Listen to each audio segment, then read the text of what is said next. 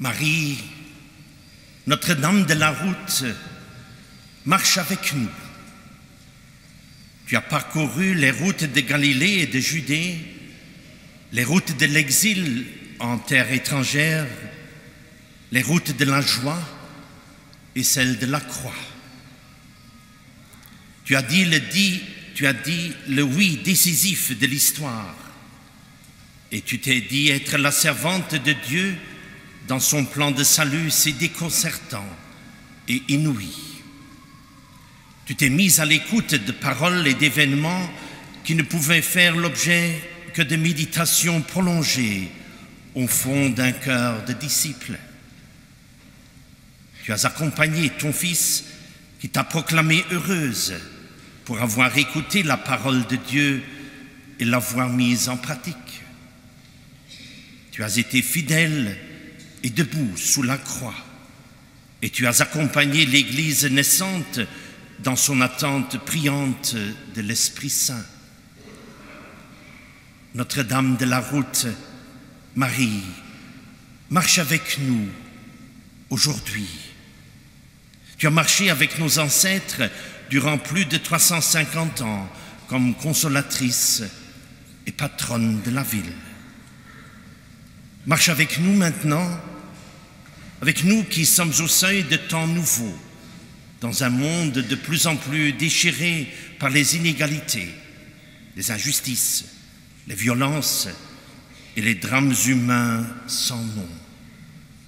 Dans une église aussi qui, 50 ans après le Concile Vatican II, cherche à réaliser un aggiornamento nouveau et permanent. Marche avec nous, ici au Luxembourg, où nous cherchons, au-delà du bien-être matériel et de la richesse, comment vivre heureux, comment vivre ensemble. Marche avec nous dans notre Église, qui devient de plus en plus catholique, en se rendant compte qu'elle est cette Église de la Pentecôte, où tous entendaient dans leur propre langue la proclamation des merveilles de Dieu. Nous sommes l'Église pour servir les hommes de notre temps. Et malheureusement, souvent, nous tournons autour de nous-mêmes et de nos clochers. Nous sommes Église pour vivre de la parole de Dieu. Et souvent, nous nous recouvrons de nos propres mots qui parfois blessent, parfois divertissent, parfois divisent et parfois sont d'une banalité effrayante. Nous sommes Église au service du règne de Dieu et souvent, nous n'avons que de mièvres rêves pour aujourd'hui. Nous voulons que sauvegarder un passé chéri au lieu de nous lancer dans l'avenir de Dieu. Marie, Notre-Dame de la route, marche avec nous.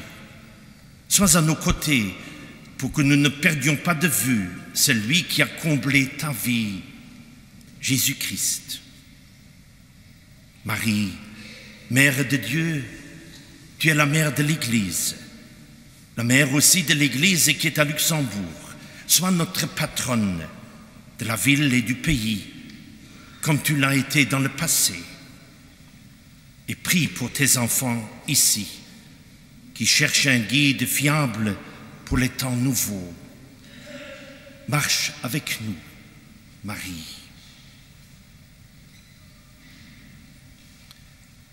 Du standst in alten Jahren ein Hort der Heimat da.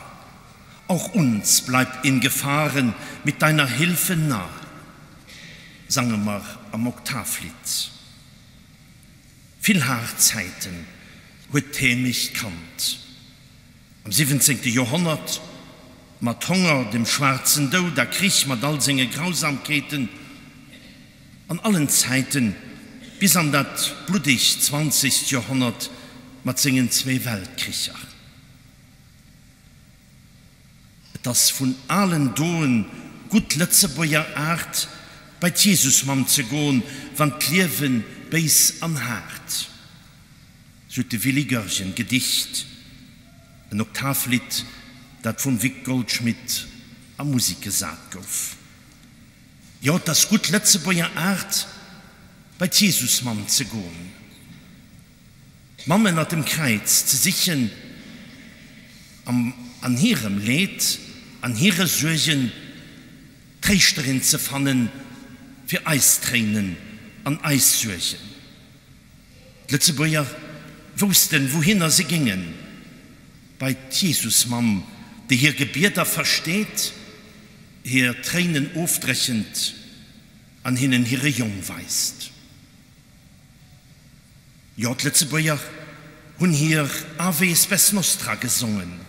Sie haben sie zur patrinischer Welt. Sie haben vom Besten nach Schönsten hier geschenkt. Wunderbar Kleider, gelle Kronen, Herzer für Merci zu Sohn, für uns 250 Jahre, die prachtvolle Votivaltor, Kerzen und Blumen, hier schönste Lieder, aber bedeutendste Kompositionen, Pressionen an Andachten, Oktav auf Hester. An Letzebäuer Hallen hier treu, bis heute. Sie erneuern hier das Versprechen, besonders auch an diesem Jubiläumsjahr. Also ich komme weiter mit ihren Sorgen an ihren Uleis für ein Gnotebild. Für die Neuzeit, die Schwestern und Brüder, werden wir sie auch brauchen. Für Entscheidungen zu holen, für unsere Energien zu mobilisieren, für neue Wege zu gehen. Maria Patrinisch und Trächterin, bleib auch haut am Morgen bei uns. Du hast Gebärder für Gott, lehre uns leben, wie du gelebt hast. Weis uns der junge Jesus. Jo weisen auch haut am Morgen dem Letzebäuer Volk. Weisen allen, die hei leben erschaffen, allen, die hei kommen und hei bleiben, allen, die das Ländchen heimisch nennen. Ja, wie unsere Väter kommen mir mit eisersuegem Kirch deiner Sorge anvertraut. Weise ist der Jung, weil hier an hier ne längerste Kap von der Kirche, der Kap von der Erneuerung, von all Bewegung. Hier muss vier gehen, bei all Initiativen Schritt an die Neuzeit. Kirch, auch als Kirch, die zu Lützeburg ist, kann kein anderer Weg gehen wie sei Weg. Ein Weg konsequent bei den Menschen, ein Weg voll Leid und Barmherzigkeit. Und hier lang kann er es sammeln und aus einem Volk machen, das an der Welt, auch als zu Lützeburg, Zeichen setzt, von Leben und von Freiheit, von Leid und von Barmherzigkeit, das durch Haut nach Hoffnung möchte und auf ein Ziel hinweist. Jesus Christus ist der Kopf von der Kirche, gerade wenn die Kirche gerüsselt und gebeutelt geht vorbeißen. Gerade wenn die Kirche sich auch selber armselig und das zerstritten vierkennt. Gerade auch dann, was sie nach so viel frohen hier Strukturen an hier traditionell Formen hat.